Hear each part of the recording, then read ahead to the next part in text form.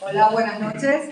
Muchas gracias, bienvenidos y bienvenidas hoy para este encuentro tan importante y tan interesante sobre el estado actual de nuestra situación en Paraguay desde el punto de vista constitucional y político. Quiero ser breve, agradecer la presencia en nombre del CIPSEP, Centro Interdisciplinario de Derecho Social y Economía Política de la Universidad Católica, y el programa Abogacía Pro Bono, que en conjunto con la Federación Interamericana de Abogados, capítulo Paraguay, organizamos este evento. Para dar la bienvenida, le paso el micrófono a la doctora Diana, no es mi pariente, pero tiene mi mismo apellido, para dar la bienvenida en nombre de la Facultad de Ciencias Jurídicas. Muchas gracias. No, va a ser un honor ser pariente de ella. Tenemos el mismo apellido y tal vez el mismo carácter. Tal vez. Bueno, muy buenas noches, estimados profesores, profesor Benjamín Fernández Bogado, profesora Antonia Ligonia, profesor Hugo Tigarribia, el profesor Pacielo, muy bienvenidos, profesor Enrique Marín y auditorio, estudiantes. Esta es una magnífica oportunidad, como dijo la profesora Mónica, para empezar a dialogar, conversar y escuchar a referentes que estuvieron en la redacción de la Constitución del 92. Tenemos que aprovechar estos espacios, ya que tenemos esta inmediatez de tener a personas que no solamente participaron en la redacción, sino que son con la claridad de mental, con su trabajo, con su labor constitucional, para ver el futuro de nuestra nación. ¿Y qué mejor que tenerle a nuestros estudiantes? Que, como siempre les digo, ustedes no es que son el futuro, son el presente, son en manos de ustedes van a estar elaborar, cambiar, modificar, mejorar una constitución que para nosotros, que somos de esa época, fue una puerta realmente abierta a la incorporación y sobre todo la realización de esos anhelos que como jóvenes teníamos en el 92. Tal vez les falta algunas cosas que mejorar en la Constitución, pero nuestra Constitución es buena. Lo que necesitamos es de gente excelente, como los que están aquí hoy en nuestro auditorio, con espíritu ciudadano, con el amor a la patria, con el amor a los derechos de la gente, para que podamos nosotros seguir progresando en este camino jurídico que nos va a tocar y que les va a tocar sobre todo a ustedes, porque ustedes van a ser los protagonistas. Así que aprovechemos de la sabiduría de las personas que están hoy aquí para hacerle después preguntas. Seguramente va a haber una etapa de consultas y para aprender. Yo me voy a sentar a aprender de los profesores. Así que muchas gracias por su tiempo y ya les cedo la palabra a los profesores. Gracias.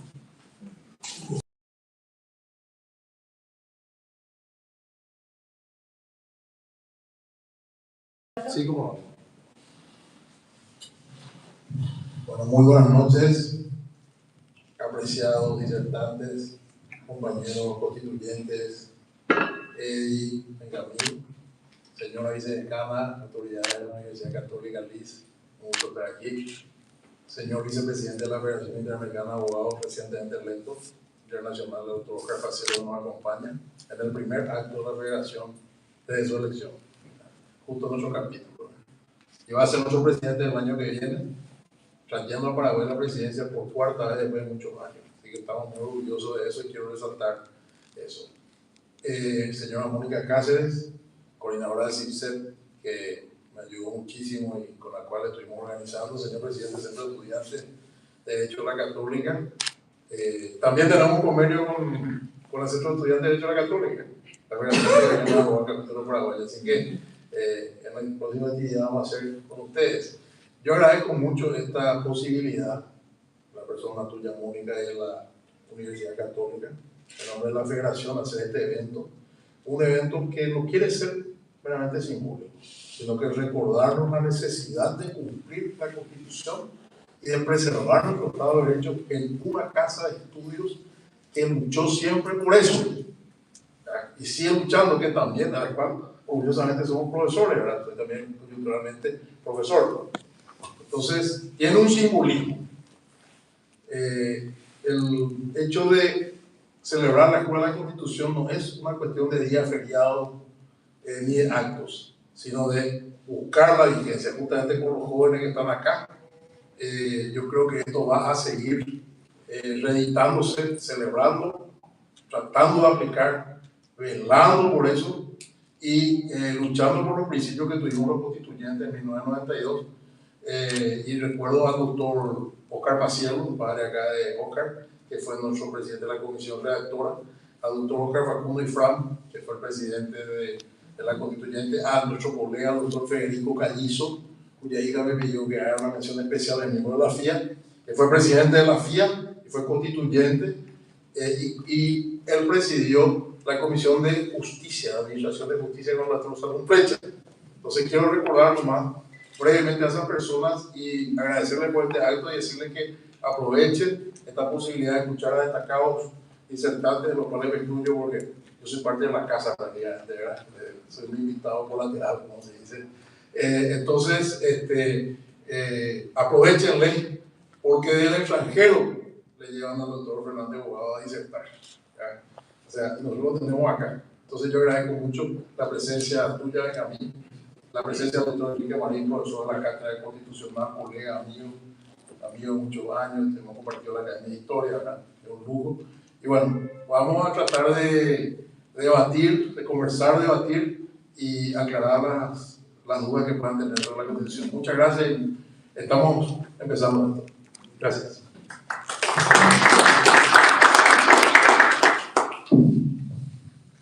Bueno, ¿se escucha bien? Bueno, muy buenas noches. Me toca hacer el papel de moderador, es un papel bien particular, pero creo que va a ser fácil con la colaboración de todos los presentes.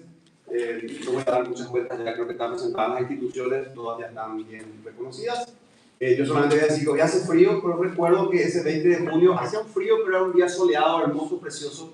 Esa mañana, creo que fue un sábado, si mal no recuerdo, del acto de juramento de la jura de la Constitución y el examen. Así que en aquel momento fue un momento muy feliz, yo creo, para el país, y que creo que fue una gran oportunidad en la cual personas de diferentes orígenes, de diferentes formaciones, para el Paraguay, que salía una dictadura muy cerrada, fue esos 2 o 3 años de transición ahí, y sobre todo esa constituyente durante esos 6 meses, pero no demostraron que Paraguay podía hacer mucho. Así como en el fútbol ahora estamos demostrando aparentemente algo, en ese momento se demostró que a nivel jurídico y político se podía hacer mucho.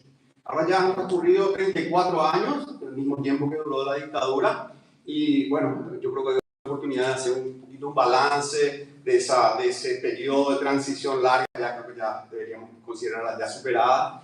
Yo creo que sí, porque estamos en contacto con los jóvenes y los jóvenes están totalmente ya en nuestra dinámica a la que nos tocó a nosotros vivir. Otra cosa, decir también que aquí los presentes fueron jóvenes en el momento de la constituyente, hoy ya son unos jóvenes un poquito más avanzados, pero en aquel momento fueron muy jóvenes, y creo que Hugo me parece que fue el más joven de la constituyente, o uno de los... Ramón Romero Roa, en paz descanse, el diputado que falleció del COVID, era un poquitito más, un mes después de tal. Así o sea, que bueno, el último vivo. Así que decirles que ese momento fue muy fundacional para nuestra república y muy, muy importante. Y bueno, estoy por hablar mucho y no tengo que hacer esto. Así que voy a entrar a las presentaciones de los ponentes. Teníamos también otro invitado que ojalá pueda Está llegando, el doctor Tadeo Zarratea. Pero en todo caso voy a presentar por el momento a los que están presentes. La doctora Antonia Irigoyen, que ya la conocen ustedes por el profesor aquí en nuestra casa, pero igual decir que, en primer lugar, en su breve trayectoria de vida, decir que ella fue profesora, se formó en el profesorado normal superior, pero era muy, muy importante en la época en que la profesora se formó, muy consistente esa preparación. Abogada, egresada de la Facultad de Derecho Nacional, en aquel tiempo, no había creo que la Católica, maestría en Ciencias Políticas y Relaciones Internacionales, fue convencional constituyente por el PLRA, el Partido Liberal Radical Auténtico, Ha sido observadora electoral internacional de la OEA en El Salvador y en Perú, becada por el Ministerio de Relaciones Exteriores de Francia, becada por la UNESCO a Bélgica sobre el rol de la Unión Europea en América Latina, asesora jurídica externa de la Cámara del Senado,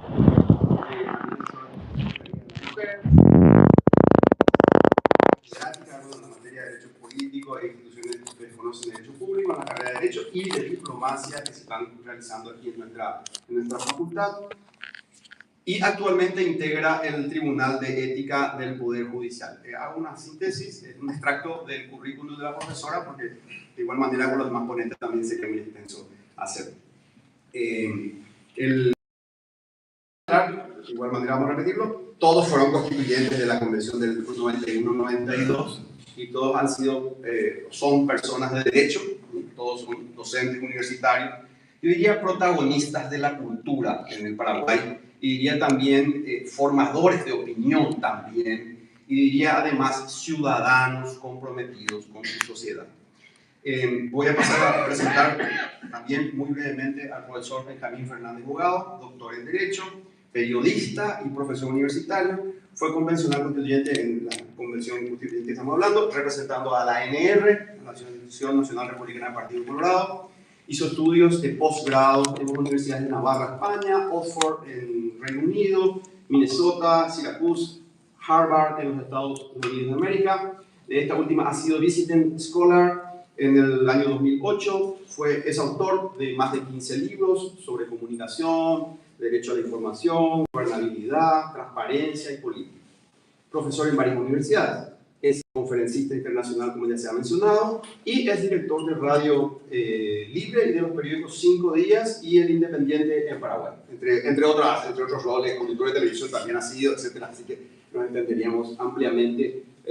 Su formación es muy importante. Y por de pronto con el profesor Hugo Estigarribia Gutiérrez, que fue abogado egresado con medalla de oro en 1989 en la carrera de Derecho y en la carrera de Notariado en la Universidad Nacional. Tuvo posgrado en Administración Pública en Virginia, Estados Unidos, máster en Derecho, en Estudios Legales Internacionales en el 2002, con especialización en organismos internacionales y máster en Derecho en Leyes y Gobierno, con especialización en Derecho Constitucional en Washington College of Law, American University, Washington, D.C. Convencional constituyente por la ANR, Partido Colorado, viceministro de la Juventud en los años 96 a 98, asesor principal de la Vicepresidencia de la República 2003 al 2007, entiendo que era el gobierno de Nicanor Duarte y trabajaba con el vicepresidente que era Luis Castiglione. Fue árbitro suplente del Mercosur en varios años, senador nacional del periodo 2008 al 2013, árbitro por Paraguay dentro del Tribunal de la Haya en el 2010 al 2017, docente de grado en Derecho UNA y en la Universidad Católica y también en otras instituciones privadas. También una síntesis muy expuesta, también de un amplio currículum de vida. Sí, voy a pasar ya ahora la palabra. Les pediría lo siguiente, si podemos hacer una breve presentación de cada uno de ponencia de lo que ustedes quieran, consideren oportuno compartir aquí en el encuentro, y luego abrir un intercambio de preguntas y comentarios que van a enriquecer el debate. Quiero proponerle a la profesora si usted puede abrir la primera, y luego le llamo al doctor Fernández Bogado y contigo posteriormente. Bueno, muy buenas noches a todas y todos. Quiero destacar en primer lugar la presencia de Oscarcito Pacielo, científico Hugo Todo, porque está aquí. También quiero destacar la presencia de una compañera del Círculo de Abogados del Paraguay, que fue defensora general, la doctora Nojimi Llore Ismael. Y a mis alumnos, hay uno ya egresado acá como Eduardo Ortiz de la carrera de Diplomacia, mi primer grupo de egresados de la carrera de Diplomacia, y otros alumnos que están acá presentes de Derecho Político, que es un placer verlos, porque yo pienso de que estos son los lugares en donde también ustedes tienen que ocuparse, no solo con las cosas propias de la juventud. Bueno, a mí me invitaron para un conservatorio. perdón, conversatorio. Siempre me... Como buena música, Como algo buena- del conservatorio. un conversatorio, por eso yo no traje eso, ningún escrito ni nada. Lo que sí quiero resaltar es lo que fue el ambiente de la constituyente de 1991, diciembre de 91, al 20 de junio de 1992. Fue un ambiente, al comienzo era un poquito medio tenso en la primera sesión, era la primera vez que nos encontrábamos los tradicionales adversarios políticos, no enemigos. Entonces era un poco, nos conocíamos todos, por supuesto, de ambos bandos, pero pasado el primer momento, tuvimos 6 meses de un ambiente muy agradable de camaradería, en donde se apreció el talento de cada uno de nosotros, de los distintos partidos políticos, como estaba también Euclides Acevedo, el único convencional constituyente por el PRD, y el profesor Rest, el único convencional constituyente por la Democracia Cristiana. Y emergió en ese momento el movimiento que le llevó a Filisola a ganarse la intendencia en 1990. Ellos eran en ese momento Asunción para Todos. Con el éxito que obtuvieron, y me parece muy bien lo que hicieron, cambiaron el nombre y pusieron Constitución para Todos. Llegaron a tener 19 representantes en la convención, increíble, pero muy buena representación también. Bueno, el clima fue muy agradable, fuimos muy buenos compañeros convencionales constituyentes. Ahí ya no es que estábamos pensando en este partido o el otro partido, sino en tratar de sacar la mejor constitución posible. Posiblemente pudo haber sido mejor, pero ubiquémonos en qué contexto se estaba realizando esa convención. Acabábamos de salir de una larga dictadura, había mucha expectativa de todos los sectores. Tanto es así que muchísimas organizaciones de la sociedad civil iban presentando sus propuestas. Hasta las señoras amigas del arte, que se dedican a actividades completamente culturales, llegaron a presentar sus propuestas. A la asociación indigenista teníamos, quiero destacar, y no por fanatismo, sino por hacer justicia, que entre los convencionales constituyentes del PLRA estaba un indígena, que él aportó muchísimo y nos enseñó también muchísimo a nosotros cuando nos reuníamos en bancadas. Es la primera vez que se tuvo un convencional constituyente y aportó muchísimo. Y también otras sociedades como la Coordinación de Mujeres del Paraguay, que eran como 10 colectivos que formaban la Coordinación de Mujeres del Paraguay, a la que yo pertenecía también en ese momento, que también hicieron llegar sus aportes. Estoy nombrando las más importantes, vamos a decir llamativas, el Centro Paraguayo de Estudios de Población, en fin, hasta creo que la Asociación de Deportistas en ese momento hicieron llegar sus aportes para que se tengan en cuenta a los deportistas dentro de los derechos y garantías para los ciudadanos. Bueno, a mí me tocó, fui electa la 4ª secretaria de la convención por el PLRA, fui propuesta por José Félix Fernández Tigarribia, que era el líder de bancada. Diógenes Martínez fue el primer secretario, el segundo secretario fue Oriol Acosta. Ellos, los colorados, como eran mayoría por sí solos, tenían derecho a tener 3 representantes. La tercera fue Cristina Muñoz, con quien hice una hermosa amistad que hasta hoy perdura, y excelente, fue una gran convencional, una gran mujer, una gran colorada, una demócrata. Y en el 4º lugar estuve yo, y en el 5º lugar estuvo Mosqueira, creo que era de la... Víctor Báez Mosqueira. Sindicalista. Sí, exactamente. Éramos 5 secretarios en total. Trabajamos, el presidente de la mesa de la convención fue Oscar Facundín Frank, con muy buena persona. Trató de limar todas las asperezas que se presentaban en la mesa.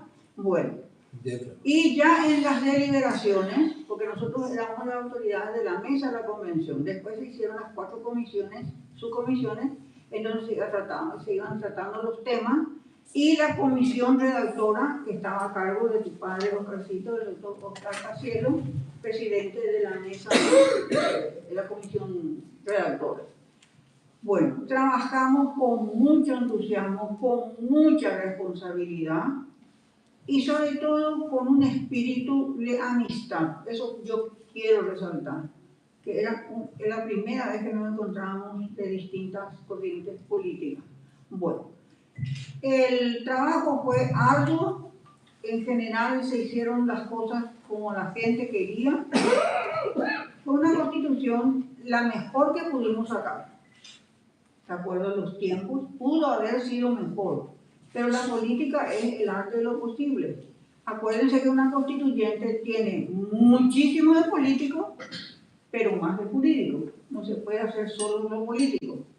Nosotros los opositores perdimos en el balotaje, que creímos que era conveniente para darle más legitimidad en una segunda vuelta, pero de entrada sabíamos, fue testimonial nuestra propuesta. Cada partido presentó un proyecto de constitución y eso se fue distribuyendo en las subcomisiones y se iban elaborando los artículos.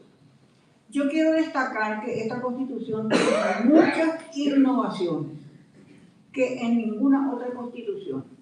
Se hizo todo un capítulo de los pueblos indígenas donde trabajó muchísimo el doctor Tadeo Sarratea, Rubén Berroza de Guerra, que era embajador cuando eso, después de eso fue embajador, pues ya fallecido, y muchos de la bancada campesina, la bancadita campesina que estaba ahí como público.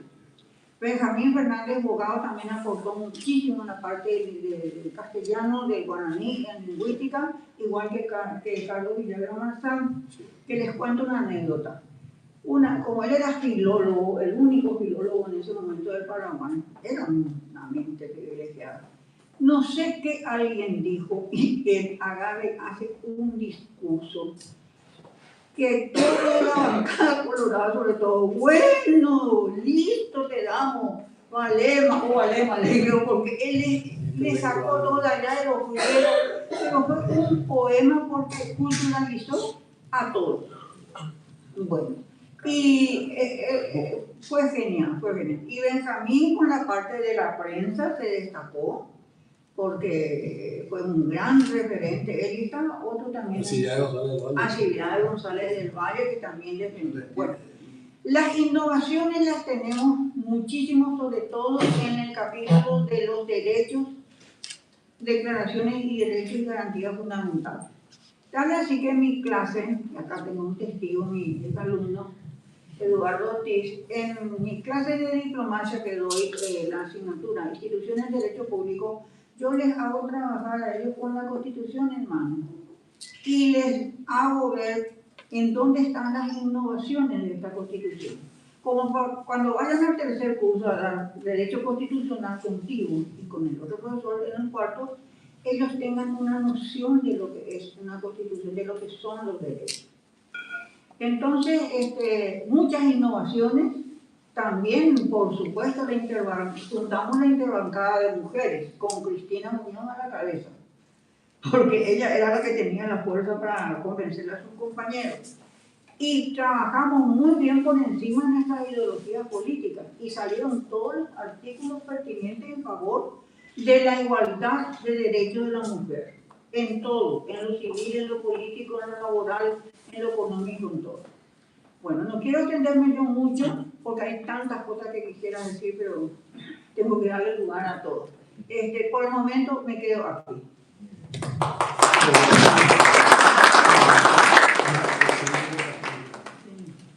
Muy valiosa. Gracias, profesora, muy amable. Si me permite, tenemos oportunidad. Seguimos con el doctor Sarratea. Presentarlo un poquito, Sí, doctor. perfecto, muy bien. Doctor Sarratea, Tadeo Sarratea, es doctor en Ciencias Jurídicas, una breve presentación, profesor. Doctor en Ciencias Jurídicas por la Universidad Nacional de Asunción, es catedrático jubilado con medalla de bronce de la Universidad Católica, convencional constituyente en la convención de la cual estamos hablando, por el PLRA, Partido Liberal Radical Auténtico. Es escritor, es lingüista, es autor de 18 libros, entre ellos Calaíto Pombero, primera novela escrita enteramente en guaraní, de principio a fin enteramente en guaraní. Fue juez laboral durante 21 años y también fue senador nacional en el periodo 1993 a 1998. También una referencia muy escueta, pero que nos da el panorama del compromiso con la sociedad y con su rol como persona comprometida con el derecho en nuestro país. Doctor Zarratea, estamos haciendo una muy breve presentación de cada uno de los exponer como aspectos prioritarios y luego haremos una ronda de preguntas y respuestas ya con los participantes. Muchísimas gracias, muy buenas noches a todos. Tengo un placer inmenso de estar con ustedes. Es un foro muy privilegiado, mi querida Universidad Católica, y con mis queridos colegas convencionales constituyentes. La alegría y el placer de volver a verlo, y como decía nuestro amigo hoy día, nosotros tuvimos un ejercicio político y emocional y cultural enorme en la Convención Constituyente. Voy a empezar por ahí, porque para conseguir el hilo, yo me curé de mi anticoloradismo, por ejemplo, en esa convención. Me fui con una rabia inmensa por este partido de mierda, decía después del padrinazgo que le dio a Stroessner, ¿verdad? Me fui con un odio, y ustedes no me van a creer que yo allí conocí a gente extrañamente extraña. Por ejemplo, Tito Colarte, el machetero de Santa Anita, a quien Stroessner le cantaba loas, que decía que estaba con su machete listo para cortarnos el cuello a todos los opositores. Lo conocía este señor que tenía los mismos sueños que yo tengo, pero es increíble. Ustedes no van a creer que los colores partidarios son una mierda. No hace la diferencia. La persona humana es la que hace la diferencia. Porque yo no podía creer que Tito Colarte, el gran machetero, sea tan noble, tan soñador de un Paraguay grande, igual que yo. Y le decía yo, pero Colarte, ¿por qué ustedes se prestaron tanto a la dictadura? Al dictador me decía, Zarratea, nosotros estábamos más presos que ustedes. Ustedes tenían cierta libertad como opositores, pero guay de nosotros los que no teníamos que someternos, no había caso para sobrevivir por nuestra familia. Era lamentable realmente escucharlos decir eso. Bueno, por otra parte, pasando esa cuestión anecdotaria, yo quiero decirles que la Convención Nacional Constituyente de 1992 seguramente no va a tener parangón en 1000 años. ¿Saben por qué? Porque es un tiempo demasiado especial. ¿Rápido? Sí, está bien, sí, sí. Es un tiempo demasiado especial, ideológica e históricamente. Porque, ¿qué pasó? Tomen en cuenta, estábamos en el año 92. En el año 89, 3 años atrás, implosionó la Unión Soviética. Se fue al bombo el socialismo. El modelo mundial del socialismo, de la ideología que se nos vendía y nos entrampó a muchos de nosotros, la ideología del futuro. Porque en mi juventud, en esos 40 años que yo viví, yo tuve, bueno, eso es una parte, que yo viví, fueron años definitorios. Fíjense, uno estar joven, ser patriota, querer algo para su pueblo, y estamos atados de pies y manos por la dictadura, ¿verdad? Bueno, una cosa. Lo otro, el liberalismo también hacía agua por todo. Porque tanto fue también el ataque al liberalismo, sobre todo a ese liberalismo insensible, tanto que el socialismo, que un Estado se le llamaba Estado gendarme, que solo ponía los 3 poderes y después que el pueblo se arregle, acá que la gente de la Chacarita se arregle. No, el Estado no está para hacer caridad, no, frío. Bueno, ese liberalismo, digamos, insensible, estaba también periclitado. Y el nacionalismo, sobre todo porque los colorados dicen que son nacionalismos que yo nunca pueda ver en ellos. El nacionalismo, como decía el profesor Alfonso Capurro, triza por el suelo. ¿Por qué? No por cuestiones ideológicas, no. Los medios modernos de comunicación hacían del mundo un pañuelo ya. Entonces cayeron todas las fronteras. No se podía sostener el nacionalismo. Entonces cayeron todas las ideologías. Fue un momento increíble. ¿Saben cómo nos sentíamos nosotros? En medio de un campo desnudo.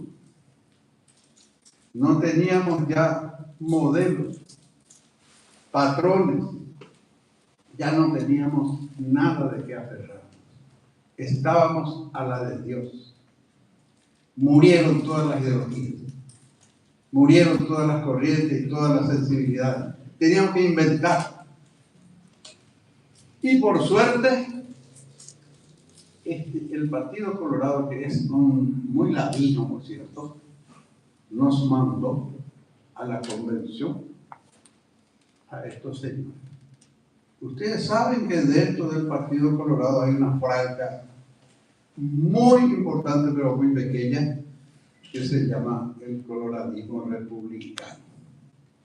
Esta gente que no son admiradores ni del Estado ni de la dictadura, y que yo puedo hacer tan buena amistad con ellos por eso, que son como mis hermanos, porque sostienen la división tripartita del poder, porque te dicen los poderes ejecutivo, legislativo y judicial tienen que ser independientes. Al decirme eso, ¿qué más yo le puedo pedir? Trae la mano, venimos a trabajar juntos. Yo ya no soy liberal, vos ya no soy colorado. ¿Ya? Bueno, eso fue lo que ocurrió. Y es demasiado difícil que un momento histórico como eso se repita. Entonces nosotros tuvimos que inventar una ideología para nuestra Constitución. Es cierto que tomamos como lejano ejemplo la Constitución de Weimar de Alemania y más concretamente volver a la Constitución norteamericana en lo que sea posible, en la Constitución de Argentina, que fue un reflejo de eso, y sobre todo lo que 2 años atrás se aprobó en Colombia, la Constitución colombiana. Y con esos modelos nosotros creamos el Estado Social de Derecho. Y recuerdo como si fuera ayer, Paciel, Carlín, y bueno, acá están los que fueron nuestros amigos de bancada. Pero aparte de hermanarnos con esta gente, con quien, como decía Eddie, antes ni nos saludábamos, ¿verdad? Aparte de hermanarnos con ellos y de curarnos nosotros también nuestro anticoloradismo, ocurrió otro fenómeno. Apareció la bancadita campesina. Yo era campesinista, yo era indigenista. Y por supuesto tenía muchísimos amigos. Y por supuesto era demasiado fácil tomar amistad con los dirigentes de base del Partido Colorado del Interior.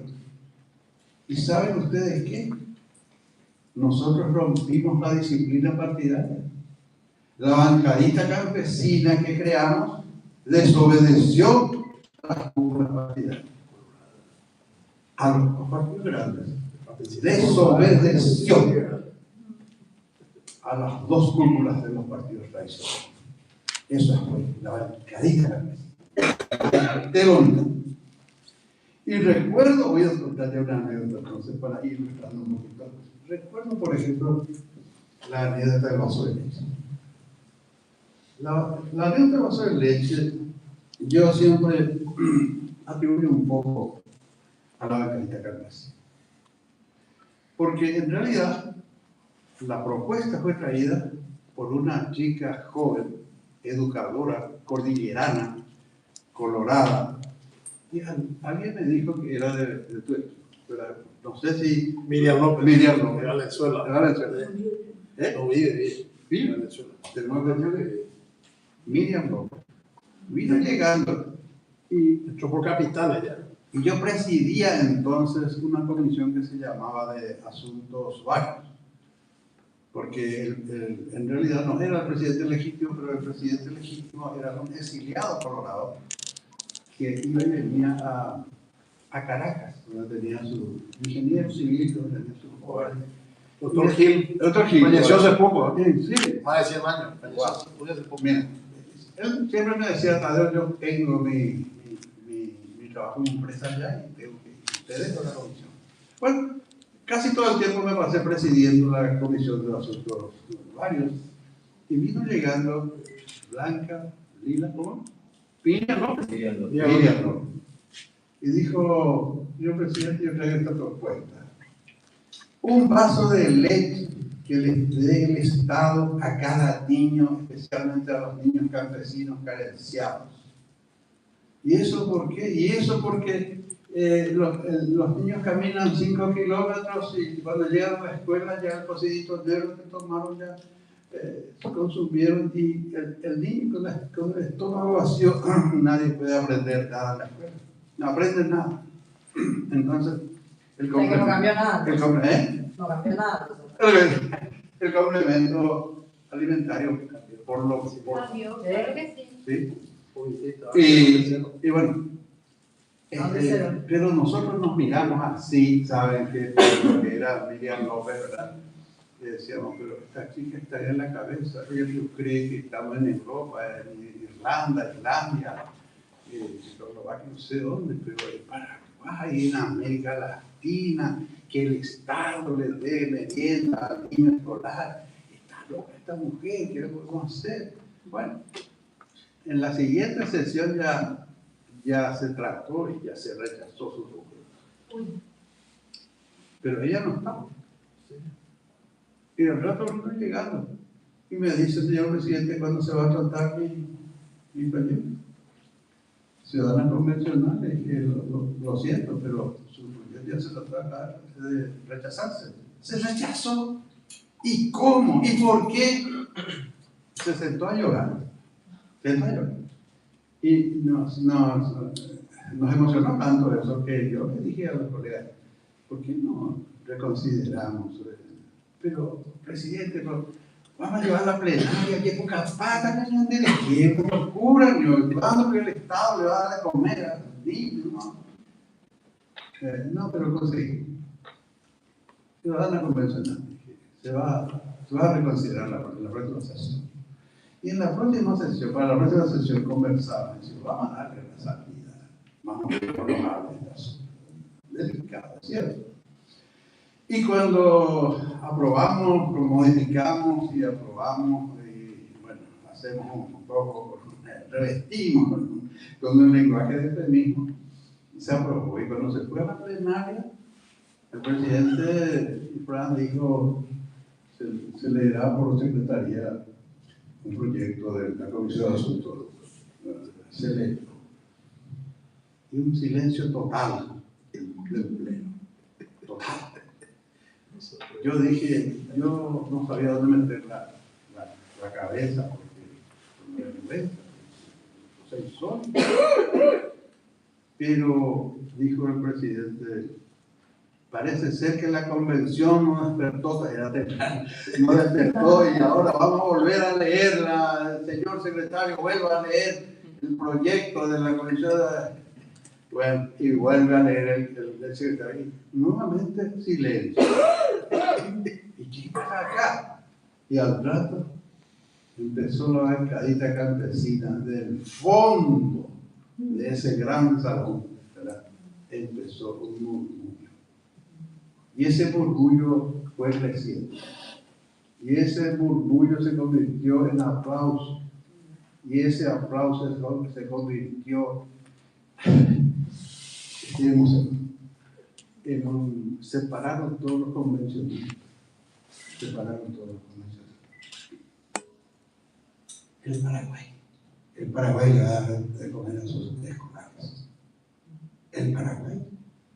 Fíjense, qué emocionante. Se aprobó.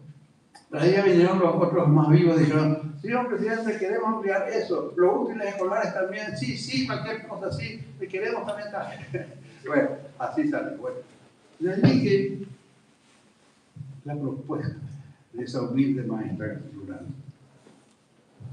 Y ese gran sostén que dio la Convención Constituyente a los niños del Estado paraguayo siempre me emociona. ¿Y saben qué? Muchas veces me tengo que ir a Pirayú, a Cerruela, a la casa del general Díaz, a llorar por el Paraguay. Cuando veo un gordo intendente o un gordo gobernador, se tragó todo el dinero de la merienda escolar.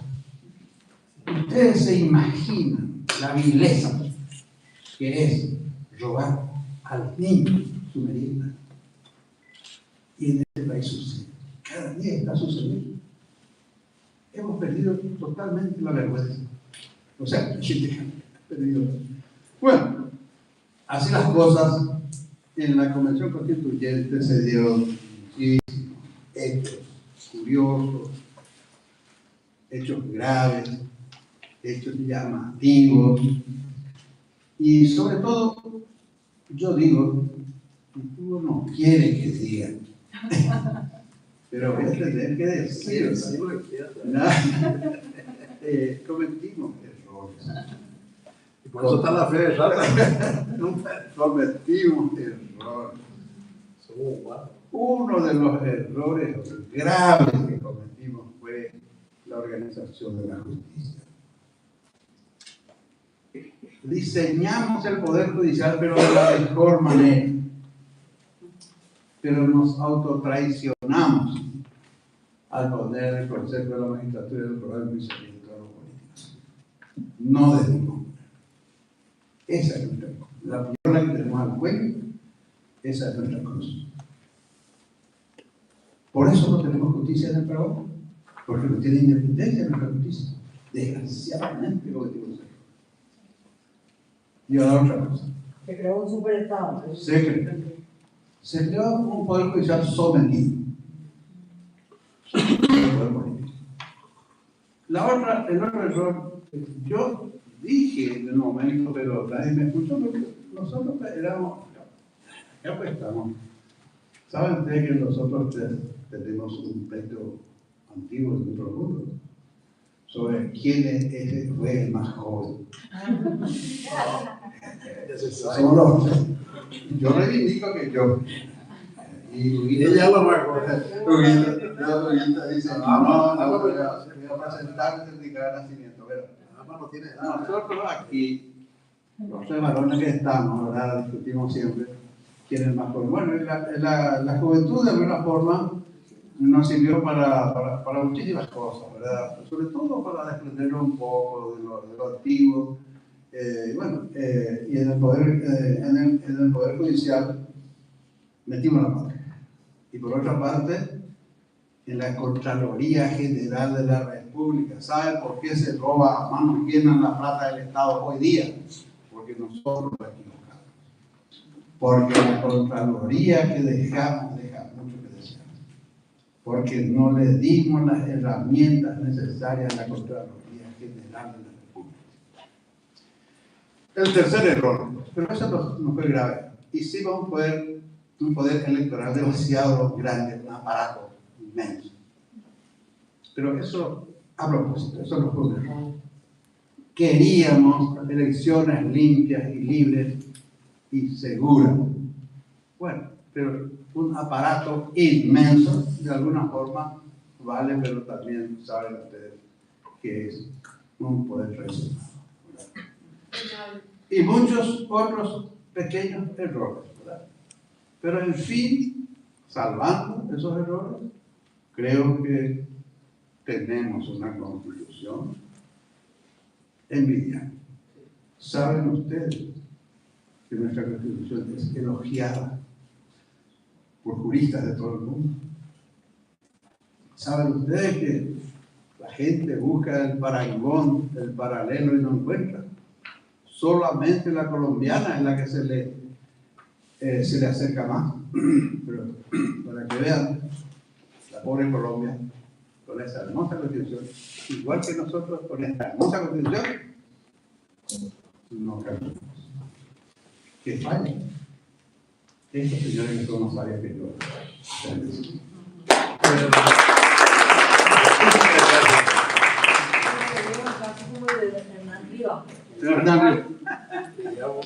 Gracias, doctor Zarratea.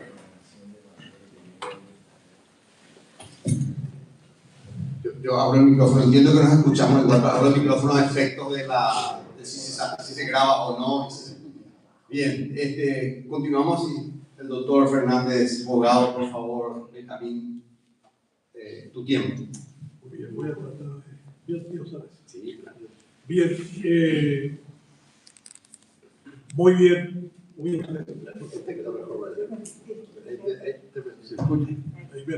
Bien, buenas noches.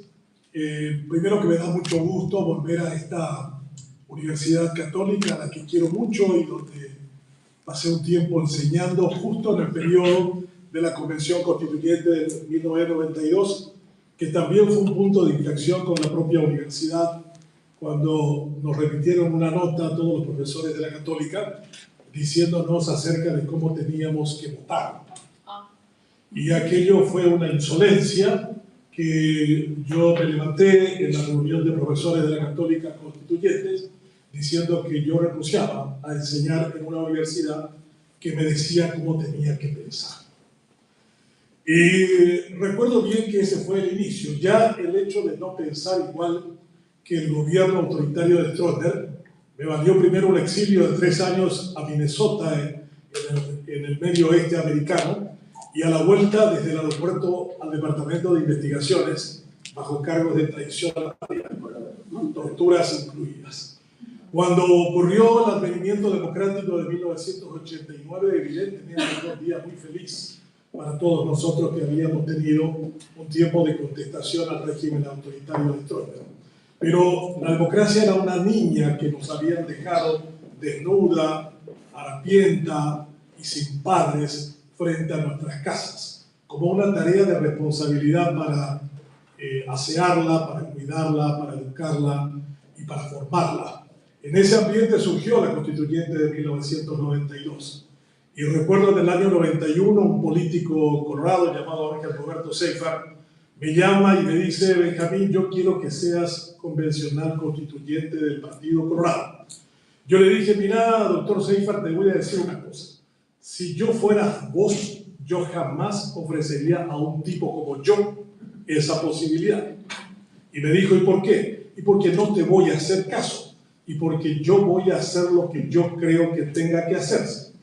Seifert, que no tenía mucho rasgo de simpatía en su forma de ser y en su forma de hablar, me dijo: yo por eso quiero que estés. Finalmente fue un problema desde el punto de vista incluso partidario, porque yo no estaba afiliado al Partido Colorado y era un problema de orden administrativo. Pero encontraron que mi padre, que era colorado, había presentado una propuesta de afiliación sin que yo lo supiera cuando tenía 13 años. Y se encontró la nota en la seccional número 9. Un joven llamado Piccinini, quien fue después concejal de Asunción, fue el que encontró la famosa afiliación de Benjamín. Y aquello finalmente me produjo el ingreso a un grupo en el que evidentemente fue toda una experiencia singular. Estoy de acuerdo con Tadeo y con Edith, que fue un reencuentro de paraguayos. Y lo más importante para mí fue que es la primera y única constitución escrita en Paraguay con legitimidad propia. La del año 1844 fue una carta administrativa, la de 1870 se escribió sobre un gran osario que era la República del Paraguay, con 80% de su población muerta. Era como escribir una constitución en los campos de Auschwitz, en Polonia, en medio de toda esa situación de abandono y de muerte que era el Paraguay. La tercera, de la de 1840, la de 1940, fue un mandato de Estigarribia a un grupo de intelectuales liberales que escribieron la Constitución y luego la presentaron para que se la convirtieran en carta normativa.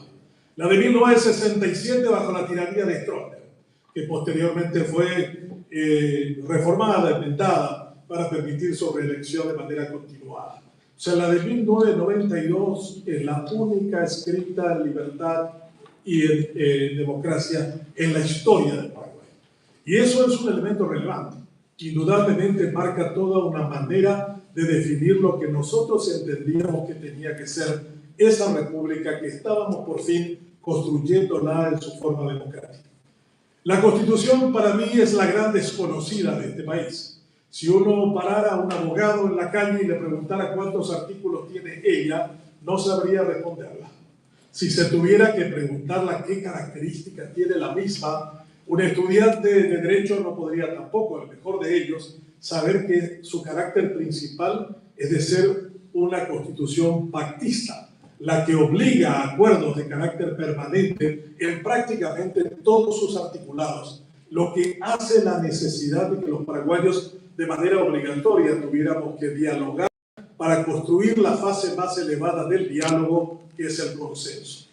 Evidentemente, una obra humana es siempre imperfecta. Nunca hay una mejor constitución que los ciudadanos que la quieran, la respeten y la ensanchen.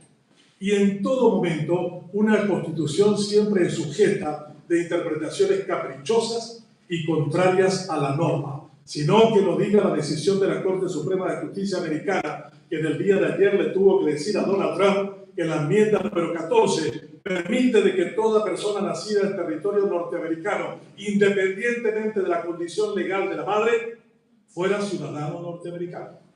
Y 6-3 fue el voto de la Corte Suprema de Estados Unidos diciéndole al presidente: no te sobrepases en esto. No podés cambiar por una orden ejecutiva lo que la Constitución dice en su enmienda 14. Imagínense en el 2026, algo que se creía completamente consolidado, como el espíritu constitucional y democrático de Estados Unidos, es puesto en entredicho por decisiones de un presidente que se cree por encima de ella y que pretende ir en contra de los mandatos constitucionales que rigen ese país. Su constitución es del año 1778, pocos artículos, pero un gran espíritu detrás del mismo. Una de las razones fundamentales que me llevó a mí ser parte de esa constituyente fue que había leído mucho para mi maestría en Derecho en la Universidad de Minnesota la figura de Jefferson, que para mí es el hombre fundamental de la Constitución de los Estados Unidos, con una hermosa definición de democracia. Jefferson decía: democracia es un sistema político de oportunidades donde cada persona tiene que estar segura de que al menos tiene una oportunidad. O sea, una democracia sin oportunidades no es democracia, lo entendía muy bien Jefferson. Y la construcción de una república se hizo ciertamente mirando de cerca la experiencia autoritaria de la que veníamos. Hay muchos que dicen que escribimos una constitución con un espejo retrovisor, mirando hacia el pasado y no proyectándonos hacia el futuro. Pero qué duda cabía que no nos queríamos parecer a esa tan larga sombra dictatorial que se había extendido sobre nuestro país. Queríamos sepultar esa experiencia autoritaria. Y quizás le dimos demasiada expectativa a las posibilidades de la ciudadanía convertida en un actor central para hacer que esa Constitución sea entendida no como un conjunto de derechos, sino también como una razón de deber de cada ciudadano para con ella.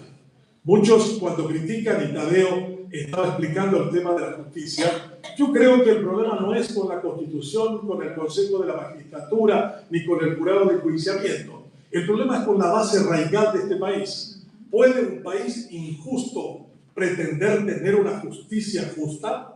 Y la respuesta es no. Si este país sigue siendo inequitativo e injusto en toda su estructura social, no puede tener jamás una institución de carácter justiciero.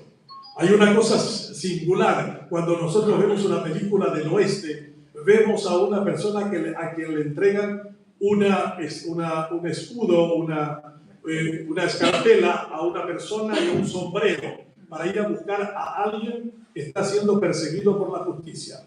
Yo siempre creí que esa persona que recibía eso era un hombre de la justicia. No, ese era un sicario, era un matador, alguien contratado para ese propósito, para traer a alguien dead or alive, vivo o muerto. Y tenía dos precios distintos. Cuando lo traía muerto valía una cosa y cuando lo traía preso es otra cosa. Bueno, eso pasó en California, en donde ustedes están viendo la experiencia del cine, la experiencia del mundial. Ese país tuvo sicarios hasta mediados del siglo XIX.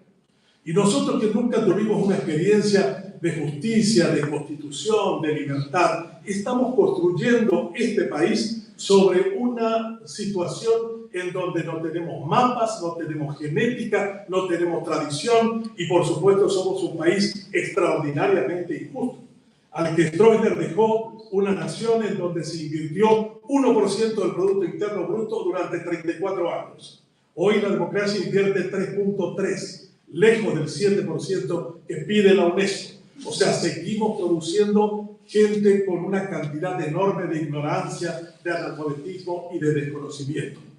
Yo recuerdo al jefe de la bancada colorada, mi profesor Oscar Pacielo, que fue mi profesor en la Facultad de Derecho, en Filosofía del Derecho. Le dije, profesor, este artículo sobre la reelección presidencial está mal escrito. Dice 2 veces una misma cosa. Hay que borrar o improrrogable o hay que borrar, no serán reelectos en ningún caso. Y me dijo Oscar Pacielo, mira Benjamín, dentro de 10 años, hoy tacato estela o hoy taco constitución contra coa artículo era o igual. Allá moía su que 3 o 4 cerrojos a la icatura voy a dibujar.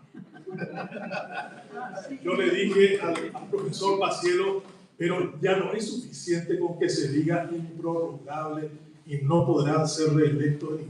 Y lo hicieron. Eso que se dice, o ya pone y membrito longo.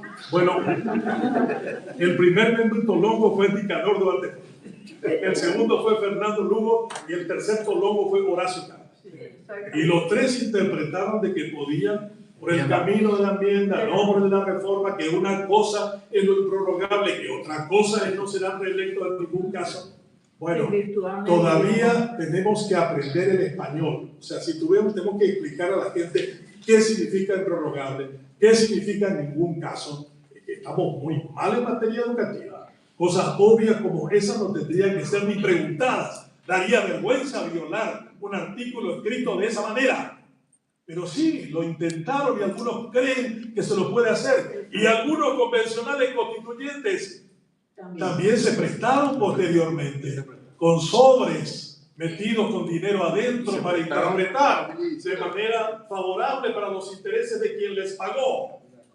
Entonces, nosotros, la Corte Suprema de Justicia, si no tenemos una actitud hacia lo que significa la comprensión de la democracia, de la institucionalidad, de la justicia y fundamentalmente de la sociedad paraguaya, a la que le debemos mucho, mucho más que lo que le hemos dado en forma de una constitución magnífica. A mí me toca enseñar esta constitución a veces con elogios que me parecen desmesurados, que son sorpresivos para mí. En la UNAM hay todo un departamento que estudia la constitución paraguaya y entienden de que es la mejor constitución del mundo. ¡Wow! Yo le dije, pero por Dios, eso sí, no me animaría a decirlo del Paraguay, porque eso sería hasta la antesala de una golpiza de alguien o una muestra de soberbia de mi parte. Pero sin embargo me lo explican. Me dicen, miren ustedes el capítulo de la libertad de expresión y de prensa. Eso no lo tiene ningún país del mundo. Absoluta libertad. Pero claro, también tenemos artículos que escribimos en el 92 y que se tardaron 22 años para convertirse en ley, como el acceso a la información pública. y todavía no la transformamos en un instrumento que permita que el ciudadano sea partícipe de lo que el Estado hace en su nombre y por lo tanto le tengan que dar toda la información que es suya para que participe informadamente con libertad de expresión en la construcción de una opinión pública robusta.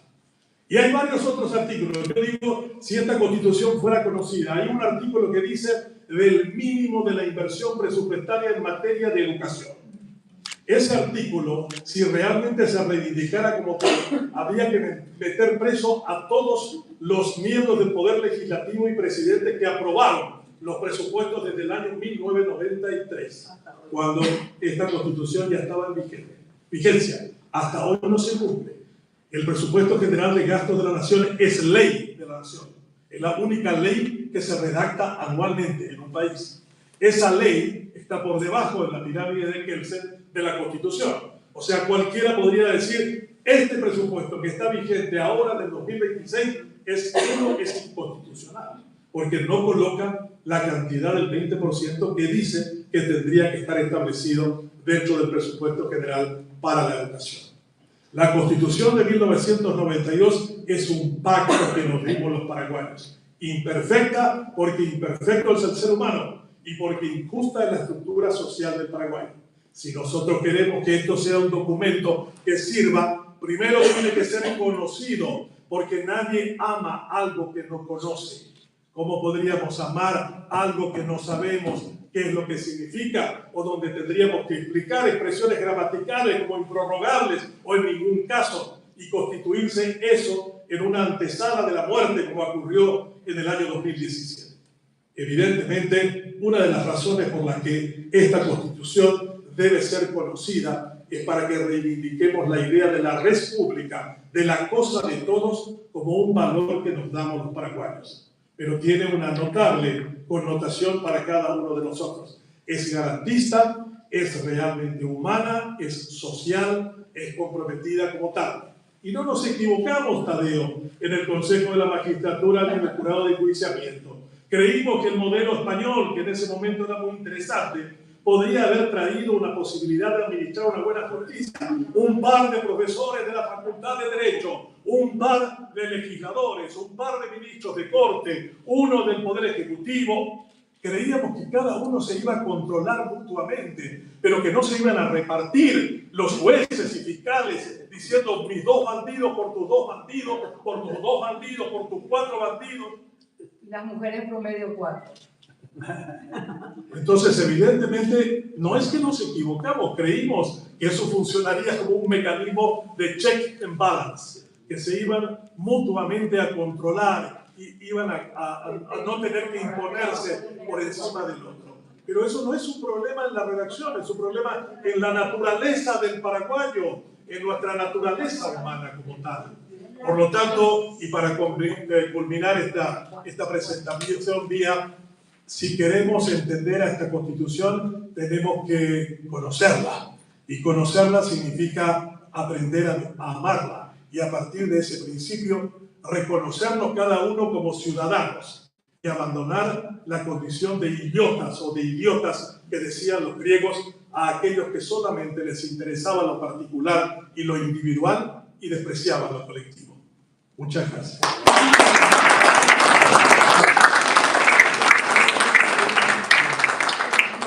Muchas gracias, profesor. Hugo, te toca hacer también el desafío del que pone cuarto, es que ya el segundero ya se le va acortando y el minutero, así que, ¿sabes por qué, Hugo? Sería importante que, porque nos gustaría también después dar la oportunidad a quienes están aquí de hacer algunas aclaraciones, comentarios que nuestros ponentes van a... Pero adelante, Hugo, por favor. Bueno, voy a hacer... Es difícil hablar después de estos señores y estas señoras, ¿verdad? Con la capacidad que tienen. También saludo a gente del interior, que es la dirigencia, al querido Miguel, que está allá, a María del Mar Pereira, viendo la FIA, que es profesora de Derecho UNA, que vino a acompañarnos hacia una gente. Hay candidatos a intendente, también ahí el señor Franco, ¿verdad? Los de jóvenes, allá, de donde el fondo, nuestros amigos. Estoy contento porque se va pintando el auditorio, ¿verdad? Muy bien. Aparte de la recordación de lo que fue la constituyente. Imagínense, yo tenía 25 años. más joven. Y yo me tenía que ir a estudiar a Roma a recomendación, carta de recomendación del doctor Pacielo, el doctor Telechea. Tenía la beca. Y me dijo el doctor Pacielo, te vas a quedar acá, cátedra. Y vas a ser constituyente. Y ve cómo vas a hacer tu movimiento. Yo era el movimiento renovador del doctor Seiferger. ¿Ya? Pero vas a ser constituyente y vas a aprender ahí conmigo. Y no me fui a Roma, nunca más me fui a Roma a estudiar, me fui a Washington con el tiempo, ¿verdad? Y fui constituyente y aprendí muchísimo. Y fui como rebelde que soy, como era joven, también tuve mi picardía. Una de ellas, una picardía bastante insolente para un país que tenía un factor de poder como militar, voy a contarle que escuchamos eso, fue el artículo de la objeción de conciencia del servicio militar obligatorio. Mi padre era ministro de justicia. Yo tenía carrera política que venía a la facultad. Pero era un jurista que estaba en el gobierno. ¿Verdad? Les cuento nomás porque yo era un militante. Y 4 convencionales colorados propusimos ese artículo, quienes declaran la objeción de conciencia. Y todos, la bancada colorada, todos, como si nada. Y eso fue a la mañana. Y fueron a dormir la siesta a comer y le llamó un militar, ya poderoso en ese momento, cuyo nombre y apellido es Lino César Oviedo, que paz descanse, y los retó de punta a pértigo. Y vinieron a la tarde a intentar presionarme y nos negamos. Y renunciaron a ser constituyente, algunos de ellos. Fíjense. Entonces, y ese artículo es la aplicación de la ley 189, que es anterior, que es el que aprueba la convención del Pacto de San José de Costa Rica, que ya establecía la objeción de conciencia. Les cuento una anécdota. Me tocó reglamentar, y esto les quiero contar. Fui constituyente muy joven, pero después, cuando pasó el tiempo, me tocó aplicar la Constitución como senador. Y yo propuse un proyecto de ley para reglamentar el servicio obligatorio a la patria social. Y hoy es ley 4031/2010, servicio civil, que no se aplica por negligencia al organismo, porque no sobra lugar donde aplicar el que objete de conciencia. Entonces, me tocó otra vez aplicar la redacción de la Constitución cuando mi bancada me impone el juramento de Duarte Fruto, senador vitalicio por la Constitución, cambiando su posición en un acto de cobardía que le costó su vida política a mi líder, que quería ser presidente y nunca más va a ser presidente. Le costó, y a mí me costó ser un rebelde cuando me negué a dar por mi presencia faltada. Me negué a por, y no juró. Y de ahí el criterio del Senado es que un expresidente tiene que ser senador vitalicio, o voy a aplicar con el señor Horacio Cartes en el año 2017. ¿Verdad? ¿Por qué? Porque ese es el lugar. Y ahora otra vez pretenden reformar la Constitución por vía ley en un acto de burrada, de canibalismo contra el Estado de Derecho de parte de la bancada, y no tuvieron los votos. O sea, ¿qué les quiero decir? Y entiendan ustedes bien, porque me veo reflejado en un tema que sigo siendo un líder estudiantil. Todo lo que hacen de jóvenes van a tener que mantener cuando sean mayores. Caso contrario, no van a poder mirarse al espejo de ustedes. Y yo sí me puedo mirar al espejo. ¿Por qué? Porque seguí la línea de mis maestros, no porque sea bueno. Seguí la línea de mis maestros, el doctor Dufran, el doctor Pacielo, el doctor Telechea, que fue el que me trajo acá. Él me llamó y me pidió que venga acá. Y sigo acá, aunque no esté, sigo acá. ¿Verdad? Entonces, no esté porque no me ven en la cátedra, ¿verdad? En cualquier momento me van a ver otra vez. Así que lo que les quiero decir nomás es lo siguiente. Esa Constitución quería acabar con la historia anterior, el autoritarismo. ¿Verdad? Miramos el espejo retrovisor para no repetir lo que teníamos. Y conseguimos, ¿verdad que conseguimos? Lo primero que les decía es conseguimos. ¿Por qué? Porque cerramos con un candado la democracia para Paraguay y tiramos al fondo del mar la llave. Y acá hay rotación de poder cada 5 años. Y miren que intentaron. Miren, y el peor intento fue en el 2017, y a mí me dolió ver convencionales constituyentes, que hoy no están acá, y que son profesores universitarios, que defendían una mierda, como vía. Uno que para descanse le hace un homenaje, que defendió la Constitución, el doctor Cort Seal Saciel, profesor de esta casa de estudios, y a quien yo reemplacé en su cátedra a pedido del actual decano, Rufinelli en su momento, y ahora no estoy más, pero no importa. Le hago un homenaje, le hago un homenaje, y me da vergüenza como otros alquilaron su pluma, juristas, abogados sastres, que se prestaron a decir que sí. Entonces les quiero decir, esa Constitución consolidó la rotación de poder. Nunca repetimos un presidente, aunque hoy tengamos un poder de facto, que le llaman el quincho, ¿verdad? Pero no puede ser presidente. No puede ser presidente, aunque quiera, no puede ser, porque la Constitución impide, no permite, tiene que rotar el poder, ¿verdad? Y eso ya es un triunfo para un país con la historia autoritaria que tenemos. La más recordada es la Chona. Tenemos antes también.